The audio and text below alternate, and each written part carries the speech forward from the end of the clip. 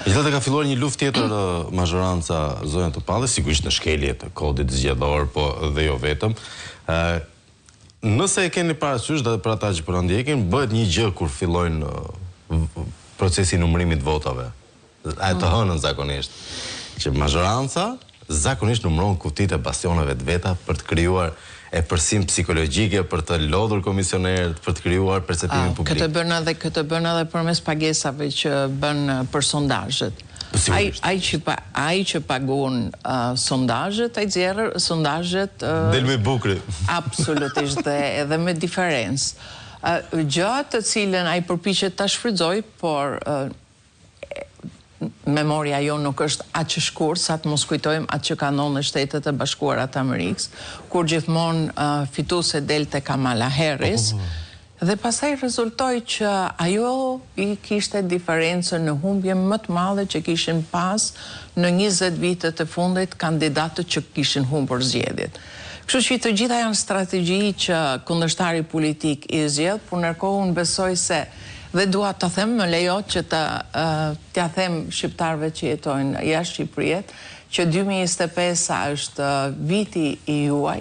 ky është momenti juaj, edhe zarfi që ju vjen në shtëpi, fletë e votimi që po ju vjen në shtëpi, ato kanë një peshë, kanë një zë, kanë një fuqi të jashtëzakonshme për të bërë ndryshimin për cilën Shqipëria ka nevojë. Ndaj dhe keni mundësinë për të mos humbur kohë, për të votuar numri 1, dhe për të bërë pjesë e një ndryshimi për cilën ju do jeni krenar dhe një moment të caktuar të jetës suaj, ju do thoni që unë kontribova për kombin tem në një moment kur ajo ishte thelbësore për të marrë një kthes të jashtëzakonshëm në drejtimin e duhur.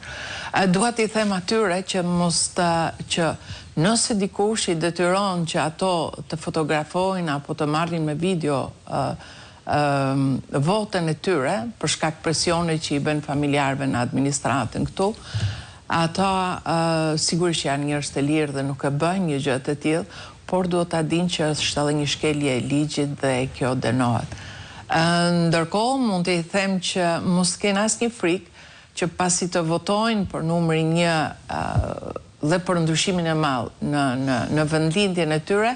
vota tyre nuk mund të lexohet dhe nuk deformohet. Kështu që ju lutem mos humbni kohë, votoni të zarfi që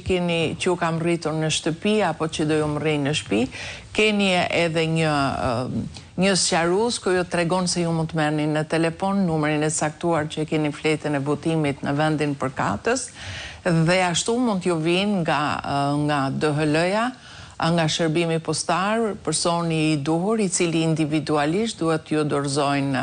dhe do t'ju marrin zarfin. Ndërkohë kanë filluar sigurisht të shkruajnë edhe të komentojnë edhe bashkëdhetarët tanë nga diaspora për fakte të çuditshme dhe koincident, përkime rastësore, zonja Topalli. Rastësisht qëllon që ky punojës i DHL